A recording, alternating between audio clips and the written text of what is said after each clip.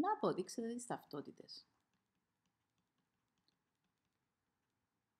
Όταν θέλετε να αποδείξετε ταυτότητες, καλό θα ήταν δίπλα σας να έχετε τις ταυτότητες έτσι ώστε να μπορείτε να τις βλέπετε.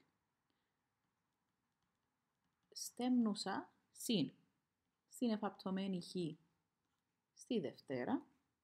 Θέλω να δείξω ότι κάνει ένα συν ημίτονο χ, έναν πλην ημίτονο χ.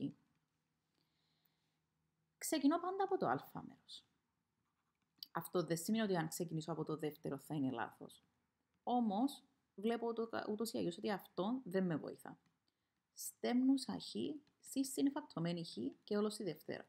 Υπάρχουν δύο τρόποι. Μπορούμε να το ανοίξουμε αρχικά σαν ταυτότητα και ακολούθως να κάνουμε ομώνυμα ή να κάνουμε ομώνυμα και μετά να το ανοίξουμε. Εγώ προτιμώ να αντικαθιστώ τις ταυτότητες από την αρχή. Παρατηρώ ότι ο παρονομαστής μου είναι ο ίδιος. Θυμίζω ότι έχουμε να κάνουμε με κλάσματα. Άρα, όταν έχω μια πρόσθεση δύο κλασμάτων, βλέπω ότι ο παρονομαστής μου είναι ο ίδιος και μπορώ να τα βάλω μαζί.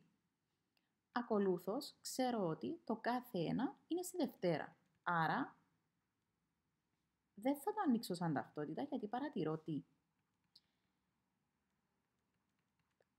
παρατηρώ πού θέλω να καταλήξω. Δηλαδή, παρατηρώ ότι εδώ έχω ένα συν ημίτονο χ, το οποίο θέλω να έχω ένα συν ημίτονο χ. Άρα δεν θα το ανοίξω. Παρατηρώ ότι στον παρονομαστή μου έχω έναν πλην ημίτονο. Όμως εγώ στον παρονομαστή μου έχω ημίτονο Δευτέρας. Όπως έχουμε πει, το ημίτονο Δευτέρας είναι έναν πλην ημίτονο Δευτέρας.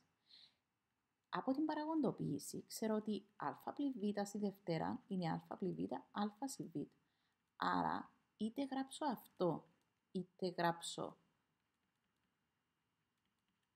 αυτό, είναι το ίδιο.